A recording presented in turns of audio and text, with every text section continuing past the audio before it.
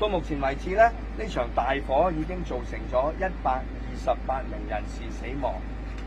包括咗108名咧喺現場移送出嚟嘅一啲嘅遺體，另外有4名咧係喺送咗去醫院之後咧係喺醫院入邊咧去世嘅人士，亦都包括咗咧有16具係燒焦咗嘅遺體，而家仍然咧係喺大廈入邊嘅。我哋唔排除咧，稍後當警方進入去作詳細嘅調查同埋搜證嘅時間咧，係有機會係另外再發現一啲咧係燒焦咗嘅遺體嘅。喺呢128名嘅死者當中咧，有39名，我哋已經咧係確認咗佢哋嘅身份啦。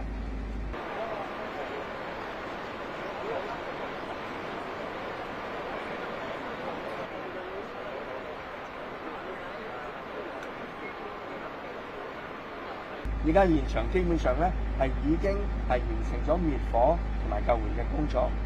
而家目標咧係盡快為火場係降溫。喺降溫之後咧，我哋會盡快安排屋宇署嘅同事入去檢查，